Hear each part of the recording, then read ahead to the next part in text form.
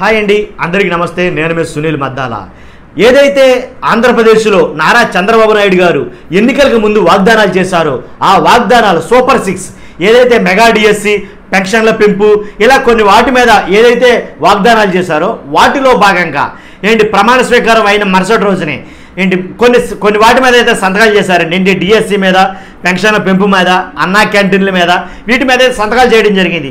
తొలి 5 సంతకాలు. వాటన్నిటి గురించి తర్వాత మాట్లాడుతూ ముందు మెగా డిఎస్సి గురించి మాట్లాడాలని నేను మీ ముందుకు వచ్చా. అసలు వైఎస్ఆర్సీపీ ఓడిపోయిందంటే ఒక ప్రధాన కారణం ఈ డిఎస్సి.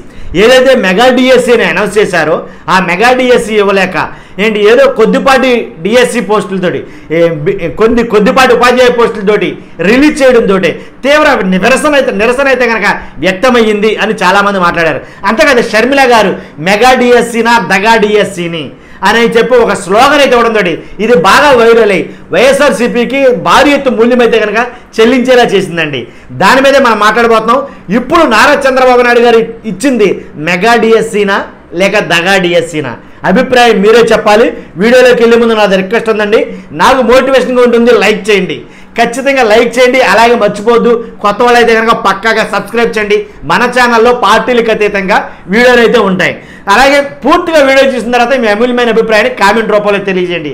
దాన్ని నేను సదా గౌరవిస్తాను. మెగా డిఎస్సినా ఇది, దగా డిఎస్సినా? మొత్తానికి ఎలాగైతేనేంటండి, ఎవరైతే నిరుద్యోగులు లేదా ఉపాధ్యాయ వృత్తిలో స్థిరపడాలి అనుకునే డిఎస్సి అభ్యర్థులు ఎంతమంది అయితే ఉన్నారో వాళ్ళందరికీ నిజంగా హ్యాపీ అండి. నిజంగా మంచి పరిణామం అని నేనైతే అంటాను. ఎందుకంటే చంద్రబాబు నాయుడు గారు వచ్చి రాగానే తొలి సంతకం మెగా డిఎస్సి మీద పెట్టడం చాలా మంచి శుభ పరిణామం. నిజంగా చాలా కంగ్రాచులేషన్స్ ఎవరైతే ఇప్పుడు పాల్గొనబోతున్నారో లేదా ఇప్పుడు పరీక్షలు రాయబోతున్నారో వాళ్ళందరికీ కూడా ముందుగా అభినందనలు. అలాగే ఈ డిఎస్సి ప్రకటన తెలియజేసిన చంద్రబాబు నాయుడు గారికి కూడా ధన్యవాదాలు చెప్పాలి ఈ రకంగా. ఎందుకంటే మొత్తానికి ఎలాగైతేనండి మెగానో దగానో ఏదో ఒకటి ఎక్కువ పోస్టులతోటి డిఎస్సిని రిలీజ్ చేయడం జరిగింది. కానీ కొంచెం సవరించాలండి దీంట్లో. అంటే జగన్మోహన్ రెడ్డి గారు 6,100 పోస్టులు తీయడంతో ప్రతిపక్షంలో ఉన్నప్పుడు ఎవరైతే చంద్రబాబు నాయుడు గారు, అలాగే పవన్ కళ్యాణ్ గారు, నాగబాబు గారు, షర్మిల గారు వీళ్ళందరూ కూడా ఒకే రకంగా ముక్త కంఠంతో ఇది మెగా కాదు ఉత్తి దగా డిఎస్సి అని అన్నారు. ఇప్పుడు కొంతమంది మాట్లాడాల్సిన సందర్భం వచ్చింది.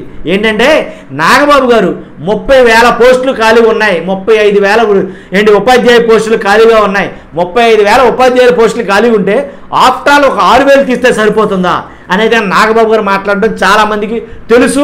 ఇంకా ఈ వీడియోలు ఉన్నాయి. కాకపోతే అదే నాగబాబు గారు తర్వాత నారా చంద్రబాబు నాయుడు గారు చాలా పోస్టులు ఖాళీ ఉన్నాయి, వాటన్నిటిని మానేసి 6,000 ఏదో కంటి తుడుపు చర్య. కాబట్టి ఎవరైతే ఉపాధ్యాయ పోస్టుల కోసం ఎదురు చూస్తున్నారో వాళ్ళని మోసం చేయాలని చూస్తున్నారు. ఇది ఎన్నికల వాగ్దానంలో ఒకటి కాదు, నెరవేర్చలేదు అనేది రకరకాలుగా మాట్లాడడం జరిగిందండి. ఇంకోటి ఏంటంటే కనుక ఏదైతే ఈనాడు పత్రిక ఉందో ఈనాడు పత్రికలోనే ప్రముఖంగా 50,000 పోస్టుల దాకా ఉన్నాయని కేంద్ర ప్రభుత్వమే చెప్తుందని చెప్పేసి ఒక పెద్ద ఆర్టికల్ అయితే రాయడం జరిగింది. అది కూడా మీరు చాలామంది చదివి ఉంటారు నాకు తెలిసి. మొత్తానికి ఏదైతేనండి ఇలాగా వైసీపీ ఓటమికి ఈ మెగా డిఎస్సికి లింక్ ఉంది అని నేను అంటాను. సారీ, ఎందుకనంటే కనుక ఈ మెగా డిఎస్సిలో చాలా మట్టికి పోస్టులు తీయకపోవడం వల్ల కారణంగా అంటే జగన్మోహన్ రెడ్డి గారు ఇప్పుడు తీసినటువంటి ఏదైతే 16,000 ఎన్ని పోస్టులు మొత్తం 16,340 పోస్టులు తీసింది టీడీపీ గవర్నమెంట్. కానీ వైసీపీ గవర్నమెంట్ 16,340 పోస్టులు ఎందుకు తీయలేకపోయింది? 6,100 పోస్టులు మాత్రమే ఎందుకు తీసింది అని అంటే కనుక ఆర్థిక పరమైన కొన్ని ఇబ్బందులు ఉండడం వల్ల. ఏదైనా ఒక పోస్ట్ని రిలీజ్ చేయాలంటే ఆర్థిక శాఖకి దాన్ని విన్నవించాలి. ఆర్థిక శాఖలో వాళ్ళ లోటుబాట్లన్నీ చూసుకుంటారు. ఎన్ని పోస్టులు తీస్తే ఎంత భారం పడుతుంది అనేది లెక్కేసుకుంటారు. అన్నీ లెక్కేసిన తర్వాత దాని పర్యవసానమే దీని మీద పడుతుంది. కాబట్టి దాన్ని బట్టే ఈ పోస్టులన్నీ కూడా రిలీజ్ చేయడం జరుగుతుంది.